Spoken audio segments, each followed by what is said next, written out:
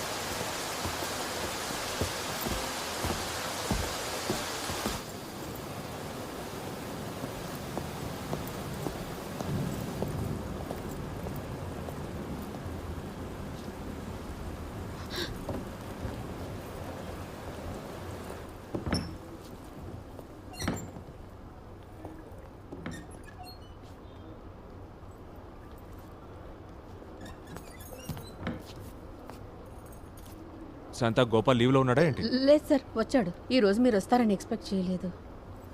ఎవరు ఎక్స్పెక్ట్ చేయలేదు? అవును, ఎవరు ఎక్స్పెక్ట్ చేయలేదు సార్.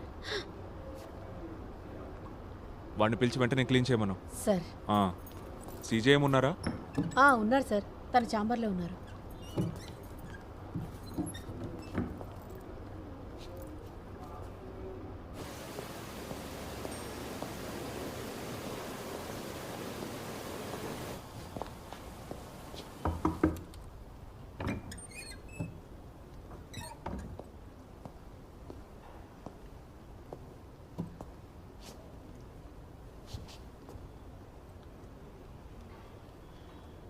ఈ బాక్సెస్ అండ్ ఫుట్బాల్ ప్లేయర్స్ దీన్ని వాడతారు. ముక్కు సెట్ అవ్వడానికి బ్రిడ్జ్లా ఉపయోగపడుతుంది. వాళ్ళది వాడటానికి ఒక కారణం ఉంటుంది. Okay, now tell me, what if something happen to that guy on the bike? అసలు ఆలోచించావా?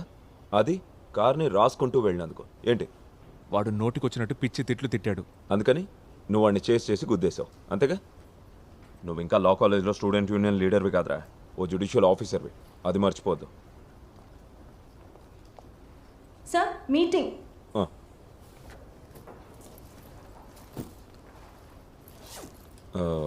లా సెక్రటరీ గెస్ట్ హౌస్లో ఉన్నాడు, రా వెళ్దాం. నేను ఆయనకు కాల్ చేస్తాను. నీ మీద ఇంకా ఏమైనా కోపం ఉంటే ఈ మొహం చూడంగానే పోద్ది. నేను రాలేను సార్. రా. యా, 8 o'clock నేను వచ్చేస్తాను. ఓకే.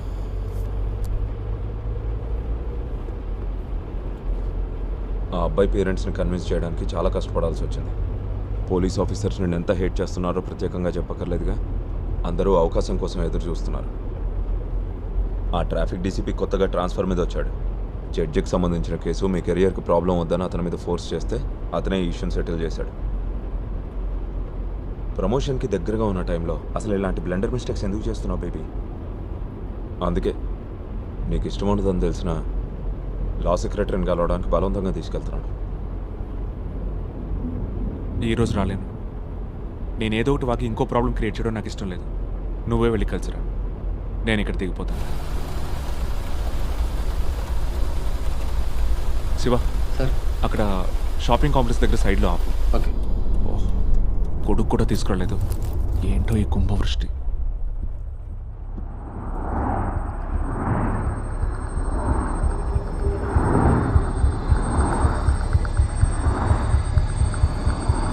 కుంభవృష్ట? అసలు వర్షం ఎక్కడుందిరా?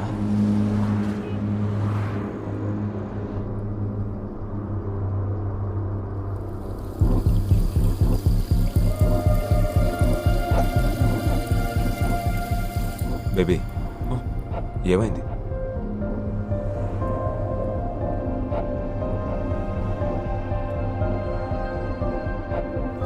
శివ, సార్. జనరల్ హాస్పిటల్కి పోనీ. Okay sir. నువ్వు వెళ్ళి డాక్టర్ బషీర్ని కలువు ఒకసారి.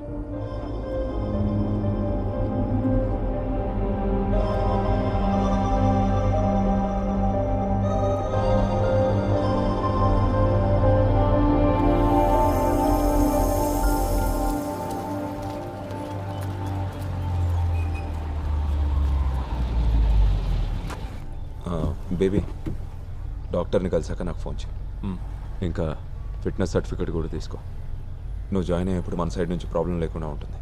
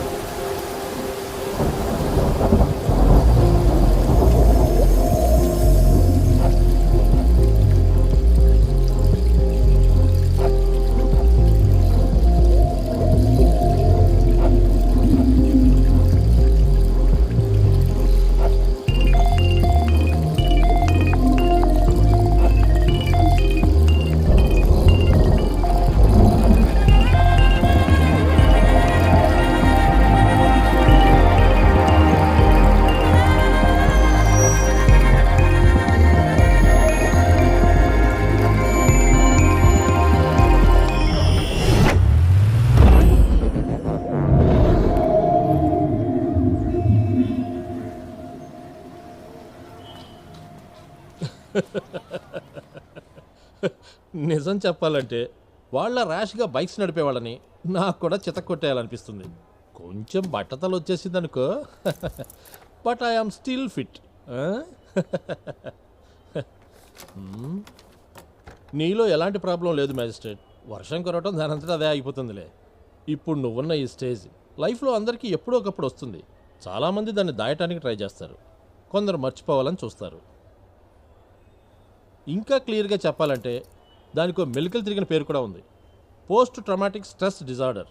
యాక్సిడెంట్ జరగడంతో షాక్, అంతకంటే ఏమి లేదు.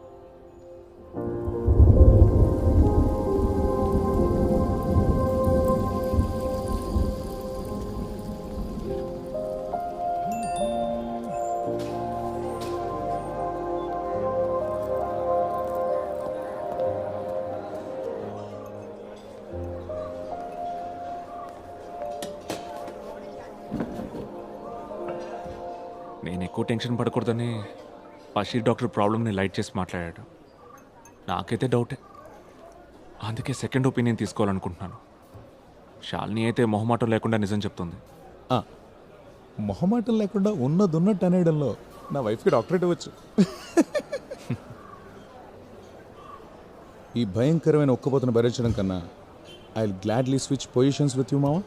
అరే వెంగళప్ప, వర్షం పడుతున్నట్టు ఫీలింగ్, బాడీ కూలింగ్ ఏం లేదు. అయ్యో, అయితే నాకొద్దు బాబు.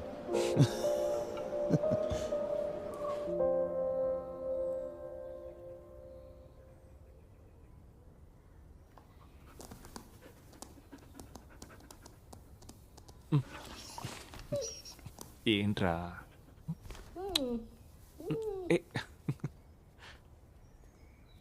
ట్రావెల్ ఏజెన్సీ కార్ని డ్రైవర్ని సెట్ చేసింది. ఆ డ్రైవర్ రేపు వస్తాడు. ఏం కారు? Which car? కిలోమీటర్కి నువ్వు ఇచ్చే గవర్నమెంట్ రేట్కి జాగ్వార్ వస్తుంది. జాగ్వార్. ఫ్రిడ్జ్లో ఐస్ కోల్డ్ పీర్టిన్స్ ఉన్నాయి. చెరోటి తాగుదామా? రే మేస్ట్రేట్, బీర్లు తీసుకురానా? Waste fellow.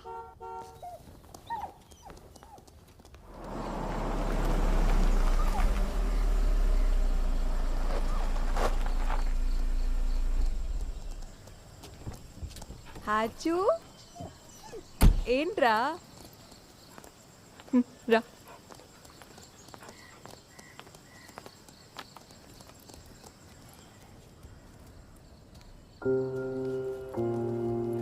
ఏంటి అలా ఉన్నావు? హెల్త్ ఓకేగా?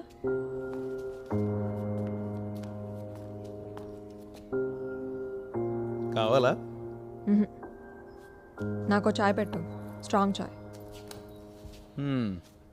హలో, చాయ్ కావాలా నీకు?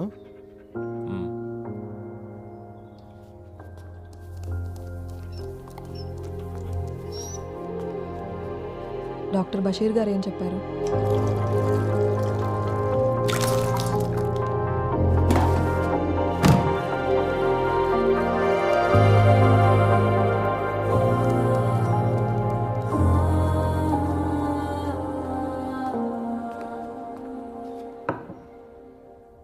నేను ఇప్పుడే బేబీకి చెప్తున్నాను, భయపడాల్సిన పనేం లేదు, తొందరలోనే సెట్ అయిపోతుందని. ఒకవేళ ఇది ఇలాగే కంటిన్యూ అయిందనుకో, అప్పుడు మనం ట్రీట్మెంట్ గురించి ఆలోచిద్దాం. అయితే డాక్టర్ రాసిన మెడిసిన్స్ కూడా వాడక్కర్లేదు, అవునా? చూద్దాం కొన్నాళ్ళు. ఈ డాక్టర్ బషీర్ సైకియాట్రిస్ట్, నేనేమో చిన్నపిల్లల్ని ట్రీట్ చేసి క్లినికల్ సైకాలజిస్ట్ని. ఆ డిఫరెన్స్ అయితే ఉంది, మర్చిపోవద్దు. వీడు కూడా బేబీయే కదా, బేబీ కుట్టి. పిల్లల గురించి చెప్పాలంటే నిన్న నా దగ్గరకు ఒక ఇంట్రెస్టింగ్ కేసు వచ్చింది. 2nd క్లాస్ చదువుతున్న ఒక చిన్నపిల్లోడి కేసు. ఎలా చూసినా 7 సంవత్సరాల కన్నా ఉండవు. లీజర్ పీరియడ్లో టీచర్ పిల్లల్ని కథలు చెప్పమని అడిగిందంట. పిల్లలందరూ క్యాట్ అండ్ మౌస్ అని చిన్న చిన్న కథలు చెప్తే వీడేమో ఒక థ్రిల్లింగ్ మర్డర్ స్టోరీ చెప్పాడంట. అది విని టీచరు, పిల్లలు అందరూ వణికిపోయారంట. అందుకే నన్ను రమ్మని పిలిచారు. ఏంట కథ? వాడేదో టీవీలోనో సినిమాలోనో చూసి చెప్పుంటాడు. కథ చెప్పినప్పుడు కానీ తర్వాత కానీ వాడేం గిల్టీగా ఫీల్ అవ్వలేదు. టీచరు, ప్రిన్సిపల్ ఇలాంటి కథలు ఎక్కడ నేర్చుకున్నాను తిట్టినందుకు ఫీల్ అయ్యాడు. నేను వాడిని బాగా ఎంకరేజ్ చేశాను. వాళ్ళు ఉన్న స్టోరీ టెల్లర్ని ఎందుకు నిరుత్సాహపరచాలి? ఈ జనరేషన్ పిల్లల్ని చూడు. నేను చిన్నప్పుడు ఎంత ఇన్నోసెంట్గా ఉండేవాడిని. ఇన్నోసెంట్ వీడు.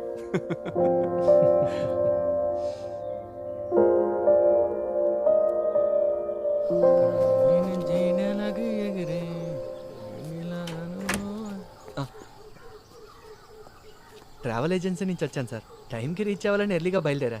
మీ నేమ్ కూడా ఫిక్స్ చేశాను సార్. భయం వేసిందా? కంగారు పడ్డాను, కానీ ఒక్క నిమిషం ఏం అర్థం కాలేదు సార్. నీ పేరు అడగడం మర్చిపోయాను. కైఫ్ సార్, పెద్దాపురం, కాకినాడ దగ్గర. సరే,